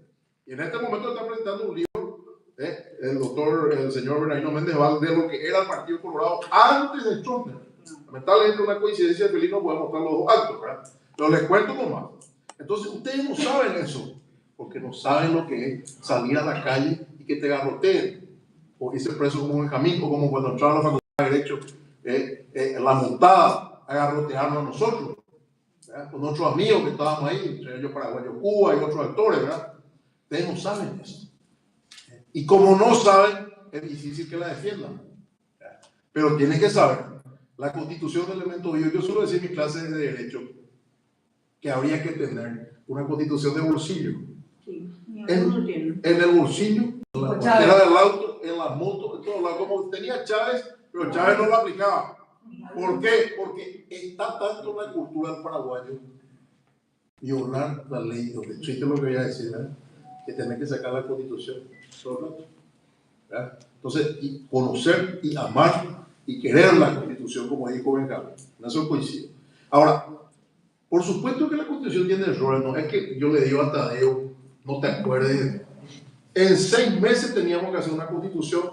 ¿Por qué? Porque en junio del 92 teníamos que tener la Constitución, porque al año siguiente, en abril, era la interna, ese año era la interna de los partidos, a fin de año, y en abril, mayo, marzo del 93 teníamos que elegir las autoridades. Teníamos que hacer una Constitución a toda bala. Y tenía errores, y por eso se hizo una fe de ratas, algo que no es propio de una Constitución, ¿verdad? Con poca plata. Entonces tiene errores. Uno de los errores, lo que le dimos a la Corte, la facultad de interpretar la Constitución. ¿En qué artículo? En que ellos se eternizaron hasta los 75 años. Dice, una elección 2 veces confirmada y después pueden ser inamovibles. Y sin embargo, ellos hoy se declaran inamovibles hasta los 75 años. Hubo otras cuestiones que primó el político sobre el juez. Por ejemplo, que la Constitución no tenga efecto para todos en lo que refiere a declarar la inconstitucionalidad de las leyes. Por ejemplo, el doctor, claro, hoy no tiene efecto, el doctor Pacielo quería un tribunal constitucional. Y fíjense cómo no pierde nunca el debate de vigencia. Hoy uno de los temas es la discusión entre los ministros de la Corte. Uno dijo super sala constitucional, el doctor Ríos, y otro ministro dice no diga así. ¿Por qué dijo super sala? Porque es la única sala de la Corte que está en la Constitución y la única sala que puede declarar la inconstitucionalidad. Sin embargo, nuestra Constitución no le dio la facultad de que declare la inconstitucionalidad de todas las leyes a esa sala, ni al pleno de la Corte cuando estudia. ¿Por qué? Porque entonces los políticos iban a perder poder, iban a tener poder los jueces de la Corte de derogar una norma inconstitucional. Y esa es una discusión que viene del Código de Napoleón, donde ganaban los políticos. Entonces, ahí está el tema. Ahora, ¿qué falló en el Poder Judicial? ¿Qué falló en el Consejo, en el jurado de enjuiciamiento? ¿Qué falló? El factor humano. El factor humano. No, me voy a disculpar, mi querido. Yo quiero recordar que había antes de la Constitución de 1992 designado al presidente de la República, todos los magistrados. Una sola persona. Y generalmente un autoritario, porque la Constitución le da el poder autoritario. Todo. Entonces, ¿qué? Queríamos tener jueces electos de la cátedra universitaria, del ejercicio profesional y también de la representación política equilibrada. Entonces, el Consejo de la Magistratura tiene un representante de la Cámara de Diputados, uno del Senado, uno del Poder Ejecutivo, o sea, 3 nomás políticos. ¿Qué político la tiene? Fíjense. Y uno de la Corte, que es ministro de la Corte, que es la Justicia. Y después 4 que no eran políticos, que venían de la cátedra y sin embargo, ¿qué hizo el factor humano? ¿Qué hizo el político Caín torcido? ¿Qué hizo? Politizó todos los estamentos. Politizó el estamento de las universidades, politizó el estamento de los abogados. Acá tenemos el doctor Pacero, fue presidente del Consejo de la Magistratura, lo padeció. Y el jurado también lo padeció porque es un jurista. ¿Ya? Pero ¿qué queríamos cuando creamos el jurado de enjuiciamiento? Voy a contar, pues yo estuve con Salud Flecha y con Callizo cuando se discutió este tema en la subcomisión. Este Mozambique de 25 años estuvo ahí. ¿Y qué dijeron ellos? Hoy la Corte no le juzga a ningún magistrado inferior por el corporativismo que hay con la Constitución 67. Busquemos un órgano extra poder, porque esto también les quiero contar. Busquemos un órgano extra poder que no sea corporativo. Y ahí está el jurado de enjuiciamiento. Pero ¿qué hicieron después los políticos? Tráfico de influencia en el jurado. 14 años tuvo Oscar González Dar como presidente del jurado y todo lo que pasó. Y la previa se inició con él, que está tergiversada hoy con mayoría y minoría en el Congreso. Previa investidura. Entonces les quiero contar nomás. Los políticos, el factor humano, pudrió todos los estamentos. Entonces, ¿la Constitución tiene la culpa de eso? No. Nos enseña que en Paraguay, a pesar de las normas y de lo que con ese pétreo, igual podemos torcer eso. Y realmente es una lección para cualquier reforma constitucional futura, esto que estoy diciendo. Entonces, ¿qué tenemos que trabajar? El factor humano, ustedes. ¿Por qué le hablo así? ¿Y por qué me dijo a ellos nomás me disculpan? No quiero que se sientan humildes. ¿Por qué? Porque en las manos de ustedes está el cambiar el destino trágico del Paraguay. ¿Verdad? Está en manos de ustedes que la Constitución no sea letra muerta y de no decaer y no venderse, porque la verdad que muchos se vendieron. Yo estoy decepcionado, sinceramente, muchos colegas, estoy decepcionado, colegas abogados y colegas políticos también, estoy decepcionado, pero seguimos la lucha. La verdad que nuestra voz no baja, ¿verdad? No baja nuestra voz. Y hace unos días me di el gusto de rechazar una invitación de unos farsantes que me invitan a un alto protocolar, pero violan la Constitución todos los días. Respeto la decisión de los colegas que fueron, pero yo no voy a ir a hablar. Entonces, ¿qué les quiero decir? El factor humano falló. ¿La Constitución tiene errores? Sí. El sueño constitucional a lo mejor se chocó con la realidad del Paraguay, sí. Pero la lucha continúa. La Constitución sigue vigente a pesar de todo. Y hoy en día tenemos un remedio que es la supranacionalidad para los errores humanos en la justicia. ¿Qué es la supranacionalidad? La Corte Interamericana de Derechos Humanos, que restituye órdenes internos violados por nuestros jueces penales y prevaricadores. Hay muy buenos jueces, hay muy buenos camaristas, hay muy buenos fiscales, pero lamentablemente hay demasiados torcidos y bandidos. Y sobre todo, genuflexos al poder político. Entonces tenemos que cambiar el factor humano. Y finalmente, ¿de qué depende? Del ejercicio del derecho de ver y función pública del elector. El voto. Depende del voto. Depende de cada uno de nosotros. Tenemos la herramienta más importante de los ciudadanos. Porque si cambiamos el voto, cambiamos la clase política, cambiamos el poder judicial, cambiamos las instituciones. ¿Verdad? Entonces, finalmente, ya que estoy con dos profesores acá de Derecho Político, ¿verdad? Le digo, el voto es fundamental. Sin el voto no cambiamos el factor humano. Entonces, para aplicar la Constitución, usemos el factor humano para cambiar nuestro destino. Con esto termino. Muchas gracias.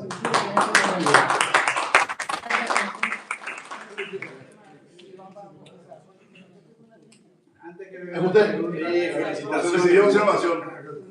Felicitaciones a todos agradecerles. Gracias.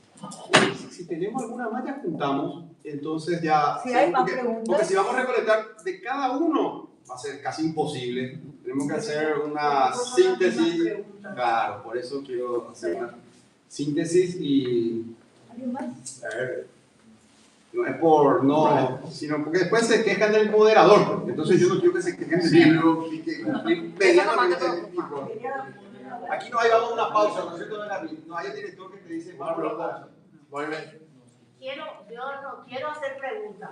Sí, por favor, comentario. Quiero hacer comentarios. Adelante. Muchos de ustedes conocen, pero quiero resaltar esto. Primero, el caso de Tito Colarte, Tadeo Zarratea. Tito Colarte fue un demonio en Santaní, una vergüenza para los santanianos. Persiguió a líderes de primer nivel. Más que nada, persiguió a mi hermano, le hizo traer 3 o 4 veces amordazado en uno de esos camiones de carga. No podemos venir a decir por 6 meses que estuvo con ustedes que es una excelente persona. Fue el azote de Santaní. Disculpame, Tadeo. Sí, pero Disculpame. Pero mi familia hasta ahora, sufre la causa de los Colartes. Eso primero. Era el matetero mayor, lo dije. Segundo, lo que dijo Benjamín con relación a la orden de la Universidad Católica. Vergüenza ajena. Cuando me contaron lo que hizo con un colega, le dijo, tenés que hacer tal y tal cosa. Y esa señora le dijo, no voy a hacer porque no quiero hacer, no me corresponde hacer. Entonces renuncia. Le dijo, renunció y se fue. Se fue con honores. Lo tercero, la CIDH. Discúlpenme la expresión grosera. Una mierda la CIDH. Una mierda.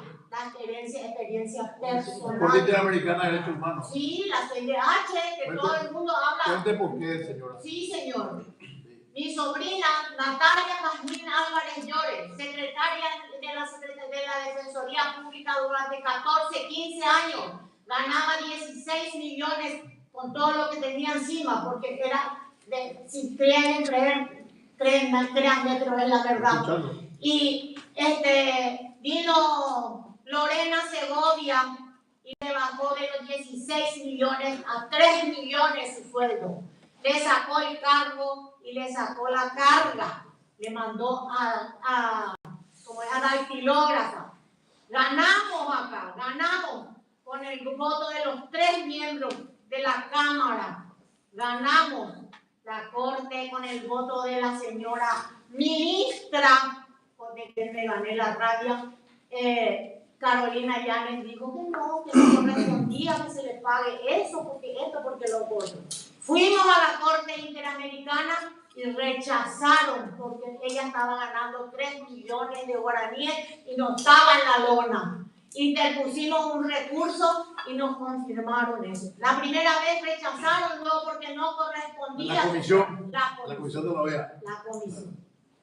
Así que... Pero la Corte ya falló. Ya si no se hizo lugar. Si no se rechazó, pero ahí está administrativa. Claro, si no acepta la entonces la comisión fue el problema. Claro, la comisión fue el problema. Órgano político. Ay, discúlpenme si dije mal. No, pero la comisión rechazó y después repusimos y ya no aceptaron. Ella está ganando 3 millones y ya es suficiente para subsistir. Entonces, pero usted sabe que hay mucho ataque, disculpen la conversación, usted sabe que hay mucho cuestionamiento a la comisión como instancia administrativa previa a la Corte. Claro. O sea, lo que usted está diciendo es contra la comisión. Contra la comisión. No contra la Corte. No, contra la comisión. Pero la misma sigla, pues, CIDH. Sí.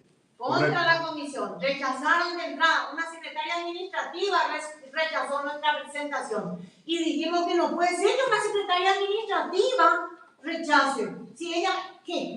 ¿Qué es lo que hace? ¿Lee el papel? Le puedo hacer una sugerencia. Discúlpeme, pues tuve la suerte de estudiar en American University, hizo una especialización en Derechos Humanos, que fue la que opinó en contra de la candidatura del doctor Diego Moreno para la Corte. No porque no sea capacitado en constitucional, sino porque no tenía especialización en Derechos Humanos. Sí. Discúlpeme, le voy a dar un consejo. Recurra ahí en la Academia de Derechos Humanos, en American University, y recurra y vea a un abogado especializado en Derechos Humanos. Incluso hay pro bono ahí. Hasta gratis le van a hacer. Recurra ahí con esta persona afectada y que estudie su caso y puedan llevar a revisión ahí en la comisión y a la Corte Interamericana. De paso, le doy un consejo, que me tocó muy de cerca. Yo trabajé como investigador ahí en esta academia. Entonces, le doy una opinión, una casualidad, ¿verdad? Pero le cuento, recurra. Bueno, muchas gracias. Para aclarar un poquitito nada más con respecto a la CIDH. El problema de la CIDH es que en los últimos años se está enviando casi todos los rechazos a las decisiones, digamos, incluso, ¿verdad?, casos que ni siquiera llegan a tribunales porque ya en primera instancia son rechazados. Entonces, ¿qué es lo que ocurre? La Corte se llena de pedidos, ¿verdad?, de intervención que ya no les da el tiempo para hacer. Tienen ellos pendientes casos del año 2008 para tomar. Entonces hay que estar presionando. Por eso, y lo sé, ¿verdad?, porque nosotros en la Red Pro Bono en Latinoamérica trabajamos en eso. Necesitamos abogados paraguayos que puedan justamente abogar por otros estados con ese tema y ayudar a la comisión a sacar esas peticiones. Así que vamos a... Así vamos a trabajar en eso. Sí. El convenio que tenemos, ¿verdad, doctor Maciel? Tenemos el convenio por vos, Muchas gracias. ¿Otra pregunta? Mónica, entendemos. Yo quisiera que él ego, Mónica. Sí, por favor. Yo soy Silvio Domínguez, el ingeniero Silvio Domínguez Morales, oriundo del departamento de Paraguarí, soy de Acay. Tuve la suerte de ir a formarme en la Universidad Nacional de Córdoba. Conocí a muchísimos patriotas en Córdoba y que probablemente haya sido, no sé si fue su papá, al ingeniero Fernández. Mi tío. Bueno, su tío, bueno. Conocí a los hermanos Canollero, conocí también al doctor Caballero y conocí a muchísimos patriotas. De hecho, que en aquel tiempo no conocíamos absolutamente nada porque estábamos sometidos, digamos, a un régimen del gobierno, ¿verdad? Entonces aprendí muchísimo allí. Posteriormente vine a sabiendas de la situación del campesinado paraguayo, de la manera que vivían los paraguayos, el campesinado paraguayo. Entonces vine a luchar, hablé con el ingeniero Guasmosi y conseguí, digamos, la electrificación rural, autoconstrucción. Fui el iniciador. En aquel tiempo ni siquiera el 1% de la energía de Itaipú se estaba utilizando. Regalamos al Brasil a precio de generación. Entonces hice patria, digamos, como ciudadano paraguayo. Y estoy feliz en escucharles a todos ustedes, brillantes profesionales del derecho, y también agradecimiento al doctor Estigarribia. Muchísimas gracias. Muy bien. Los dirigentes del interior. Muchas gracias. Ahí hay una joven. Todo grande. Y acerca del órgano, la Corte Suprema de Justicia y el Consejo de la Magistratura. Una es su opinión acerca de la supersala, justamente que se estuvo debatiendo hoy mismo en el Pleno, donde simpáticamente un ministro le hace un comentario a otro, pidiendo que se texte la opinión. Pero es nada, saber nomás qué opinan de eso, si de verdad la sala constitucional puede llegar a decretar la inmunidad de otros fallos, y qué pasaría en caso de que una sala constitucional, en este caso, se anime a hacerlo, o sea, qué estaría en juego y en riesgo. Y segundo, ya que ustedes decían, la Constitución es humana porque es creada por los humanos, pero al fin y al cabo nosotros fuimos los mismos humanos, o sea, el mismo capital humano que pudrió toda la institución. Entonces, ¿qué podemos hacer en el Consejo de la Magistratura para de alguna manera dar nuevamente ese doble cerrojo para que el mismo humano no vuelva a pudrir la institución? Muchas gracias. No sé si alguno... La pregunta era dirigida más bien. No hay problema, si querés yo te contesto como te refería en tu cátedra. Bueno, yo te puedo contestar. Primero, la sala constitucional de la Corte puede declarar la inconstitucionalidad de cualquier resultado. Eso dice la Constitución. O sea, la posición de Ríos coyunturalmente, hoy Ríos, es la adecuada. Y miren que soy más amigo de Eugenio que de Ríos. Antes. Es la adecuada, porque desde la Constitución no distingue, no hay nadie que distinguir. Correcto. Y es más, como abogado, estoy a punto de plantear una inconstitucionalidad de una resolución de la Sala 100. Y lo voy a hacer. ¿Por qué? Porque todo lo que resuelva cualquier tribunal puede ser objeto de revisión constitucional por la sala constitucional. Así como todas las normas. Entonces, en ese punto, la discusión ahora, el nombre super cae mal siempre. Y vos tenés parejas que son de otra sala. Es poco político de repente, super, yo soy miembro de la sala, y te hago lo que se llaman derechos humanos, acá con la robanita, capítulo diminutio ahora, no, a lo mejor por ahí fue la cosa, ¿verdad? Pero no se puede testar, solamente en el poder legislativo se puede testar. En la constituyente, podríamos que testar, eliminar. O sea, ahí hubo un error de manifestación de un ministro y un error autoritario de otro ministro, testar, ¿verdad? Pero fíjese lo importante que es que sea público esto.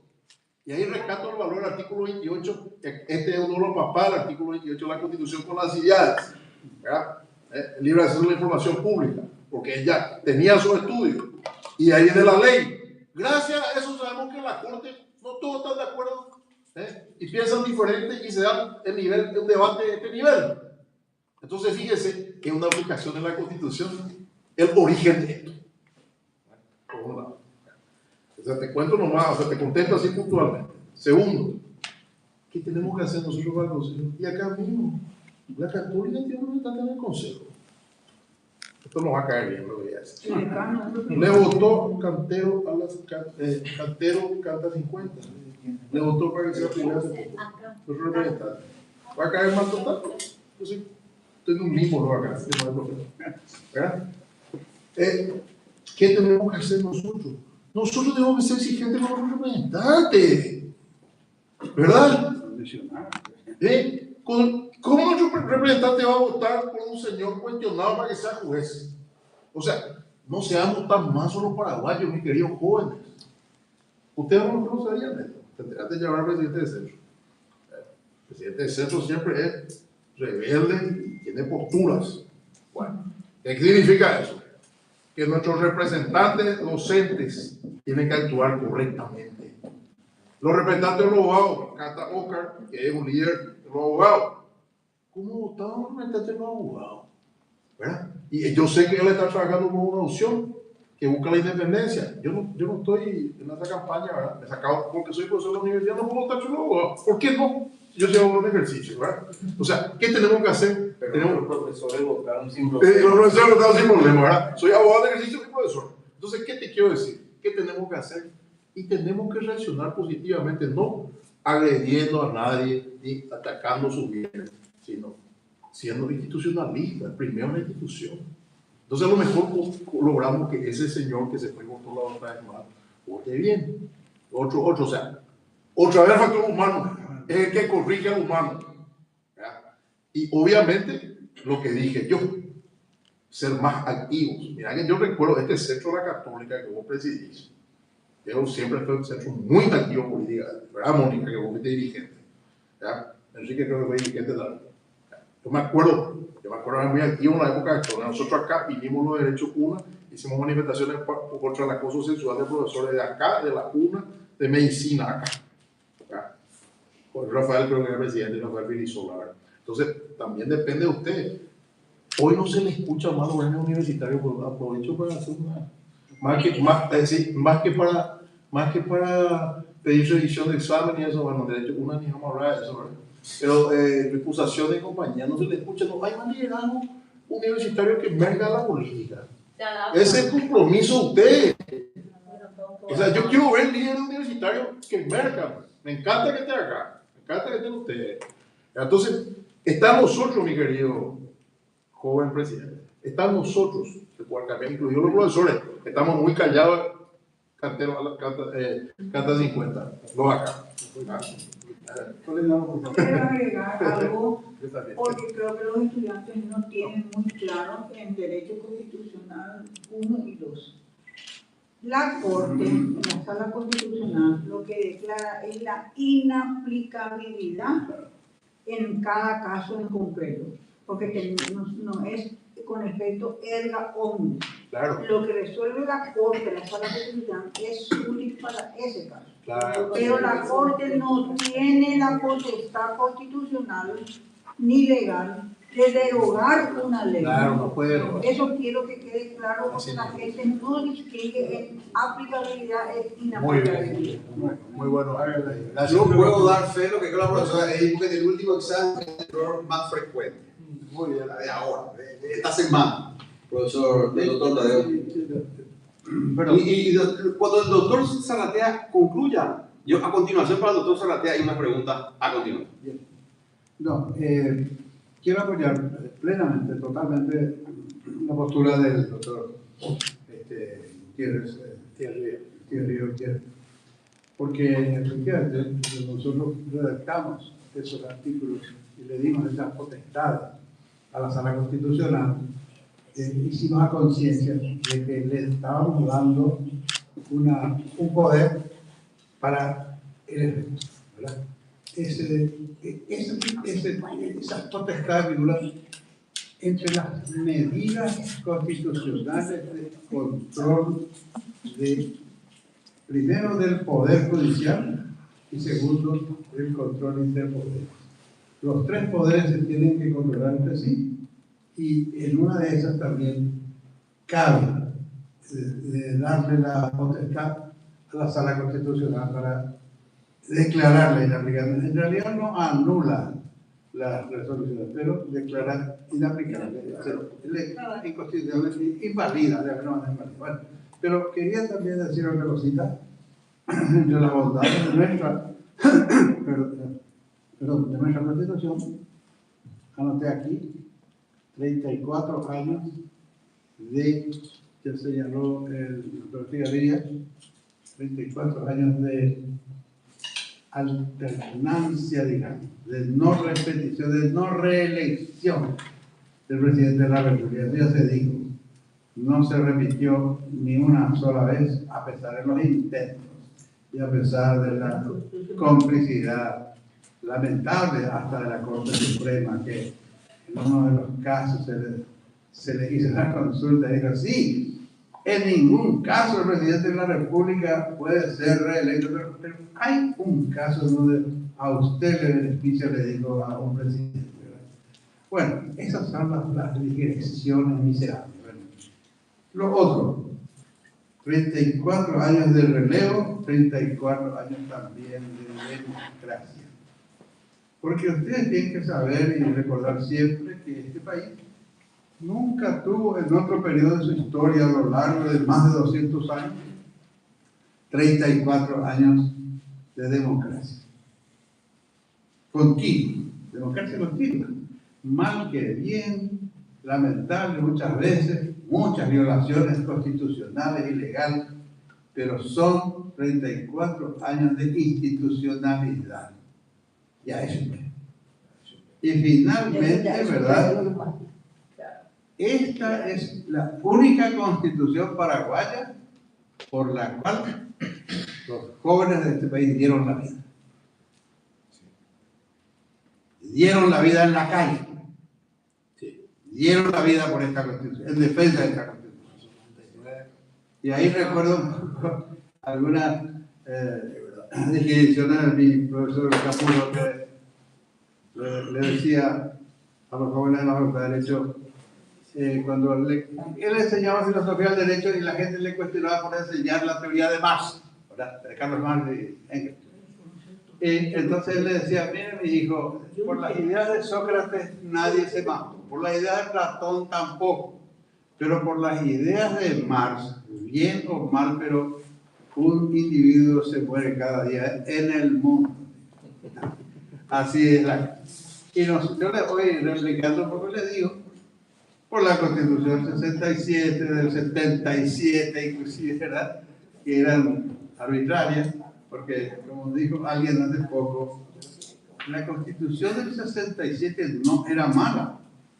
Yo era muy joven y me gustó muchísimo esa Constitución estroniana. Lastimosamente no entró en vigencia, sino uno de sus artículos, el artículo que les da la potestad al presidente de la República de declarar el estado de Estado de sitio, que se llamaba. Entonces, toda la Constitución no entró en vigencia. Un artículo solamente cada 90 días, reanudando el estado de sitio que suspende temporalmente todos los derechos ciudadanos. Bueno, y temporalmente 35 años suspendidos todos los temporal.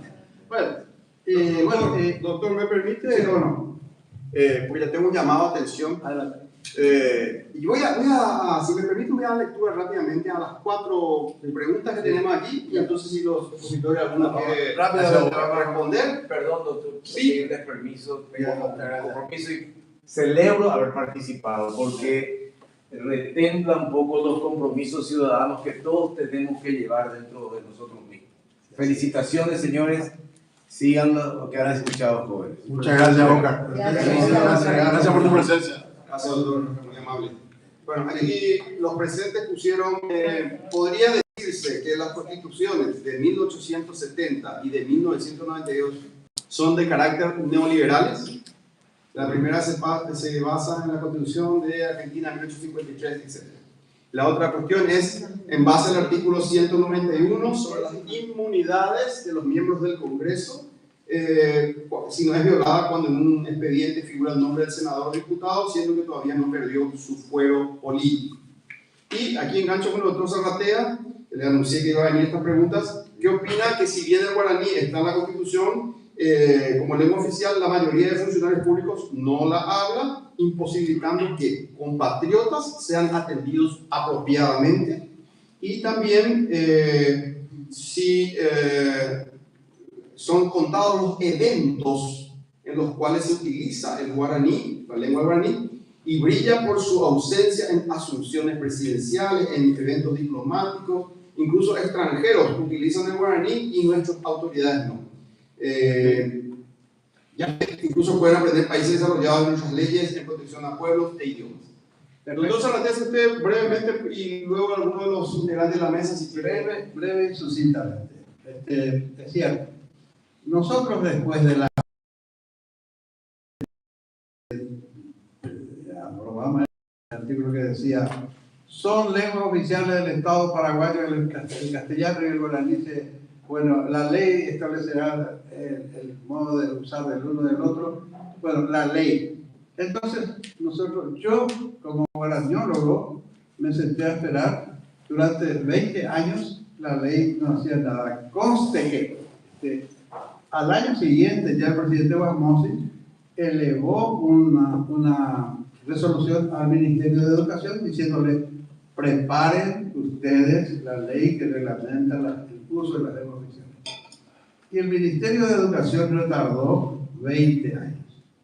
Cuando vimos que aquello no iba a salir nunca, porque tenían cualquier pretexto, porque en el Ministerio de Educación estaban empotrados los castellanistas, enemigos del idioma guaraní, embosados arteramente. Entonces yo convoqué a mis colegas y hicimos lo que llamamos el taller de la sociedad civil. Generamos la ley de lenguas del Paraguay y por suerte, con muchas peripecias que ya no voy a contar, se aprobó en tiempo de calor, ya se aprobó esa ley. Aprobamos esa ley con la cual creamos la Academia de la Lengua Guaraní por una parte y por otra parte la Secretaría de Políticas Lingüísticas. Luego organizamos la academia y allí aprobamos, en primer lugar, el alfabeto del idioma guaraní del Paraguay y la gramática. Y finalmente redactamos el primer diccionario de guaraní. Pero todo eso se hace en el ámbito privado. El Estado paraguayo no lo hace. Definitivamente no hay barreras en el gobierno. Definitivamente nadie es nacionalista en este país. Y que no me vengan con su nacionalismo barato, porque no hacen nada. Hicimos todas las herramientas, están la academia, la Secretaría de Política Lingüística, todo lo que la ley dice que el idioma guaraní tiene que tener para poder ser usado del ámbito oficial. Le dimos todo y no hacen nada. Eso ya es una cuestión cultural, ¿verdad? Una cuestión de colonialismo mental. Nosotros creemos que, no sé, algún golpe se tiene que hacer aquí para que al paraguayo se le sacuda el seso para poder aterrizar. Nosotros vivimos en la... Bueno, no sé si hay otra cosa que era... Sí, doctor, le agradecemos. Le pediría al doctor Benjamín si usted y Hugo te quiero dejar para el cierre. Antes, yo solamente quiero hacer una pregunta sí, con el cual quiero que cada expositor haga el cierre. ¿Es necesaria una reforma constitucional hoy? ¿Y en qué aspectos? A toditos los paneles. Para concluir con eso. Considero que sería catastrófica una reforma a la Constitución, o sea, de todo el texto constitucional. El ambiente en el cual estamos viviendo, el ambiente político, la corrupción imperante, la narcopolítica y la calidad de estos congresistas que tenemos, es el peor congreso que tiene la República desde el advenimiento de la democracia. Entonces considero que esta Constitución, así como está, puede seguir sobreviviendo por el bien de nosotros los ciudadanos más que nada. Dios me guarde y me libre de una reforma constitucional y menos una enmienda para que quieren ahora convertir a los senadores vitalicios en senadores activos. Cuando el texto no lo permite tendría que ser por una reforma. sí. Así que yo por lo menos estoy aterrorizada si quieren hacer una reforma constitucional. No hay ambiente. Bueno, Benjamín. La reforma tiene que ser una cuestión deseada por la sociedad en su conjunto. Hay un tema que el Paraguay debe reflexionar seriamente, que es que los últimos presidentes que tuvimos, la gran mayoría de ellos, con excepción de Raúl Cubas, no obtuvieron más del 50% en las elecciones. El presidente actual obtuvo 1.290.000 votos y Efraín Alegre, más paraguayo Cubas, 1.500.000 votos. Y la tendencia es así: Paraguay es el único país que no tiene segunda vuelta en Sudamérica. Y lo que tenemos es entonces un presidente que generalmente tenía un Congreso que lo chequeaba y lo balanceaba, pero ahora tampoco se ha podido dar eso. Si hay que hacer una reforma, la única cuestión que a mí me parece importante reflexionar sobre ella es la del balotaje, la de la segunda vuelta. El Paraguay necesita una segunda vuelta electoral.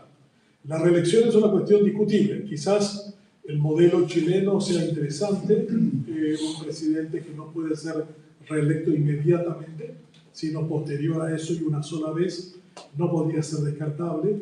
Pero evidentemente en condiciones como las que tenemos ahora, con una gran desconfianza en el proceso electoral, a través de las urnas electrónicas, a través de los mecanismos de compra de votos, de mucha gente muy pobre que dice que es la única oportunidad de valerse de los políticos y de la política, el ambiente no necesariamente favorece para poder escoger a buenos representantes que permitan una constituyente como la que tuvimos en el 92. Imperfecta, como la que puede surgir de cualquier experiencia humana, pero sin embargo bastante bien enfocada hacia lo que se quería que fuera una república. Sí.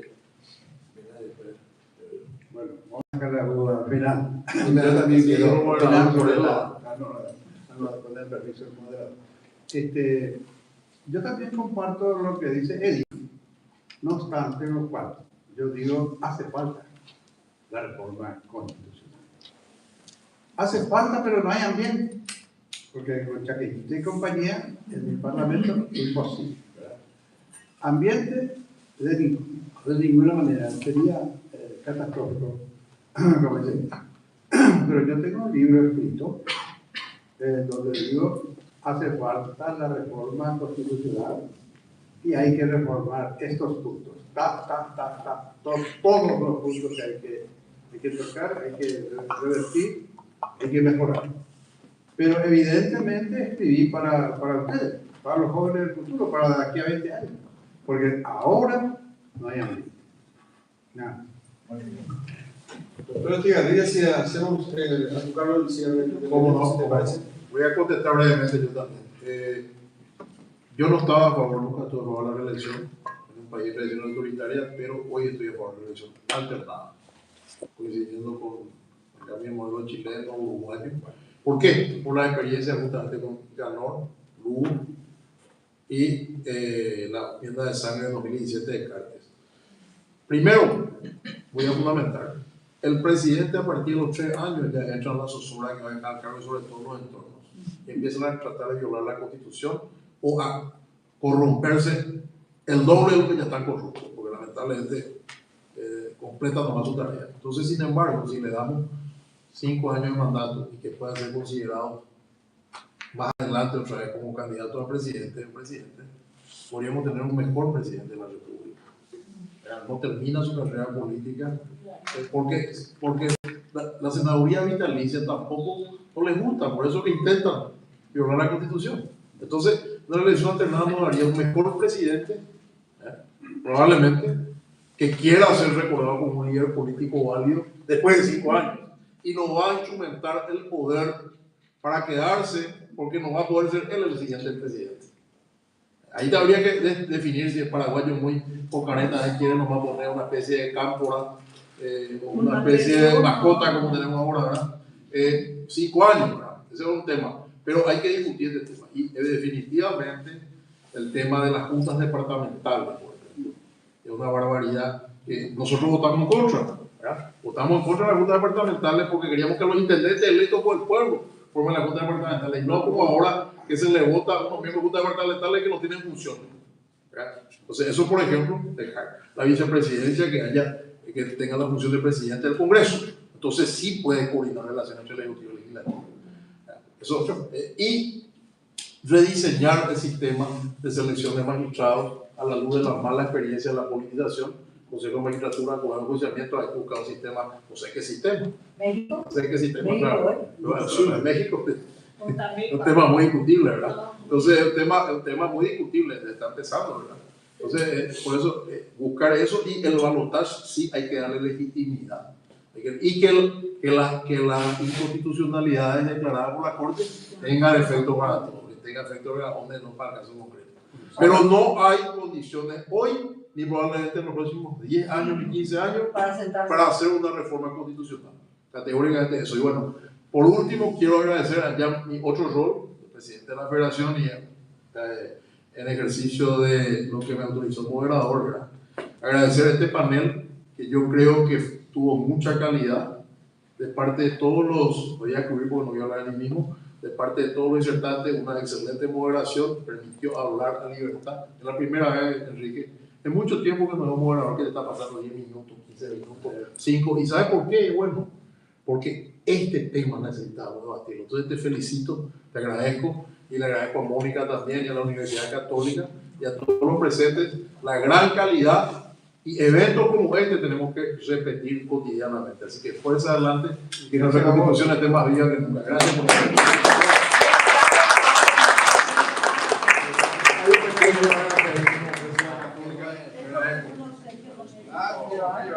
Este interesante.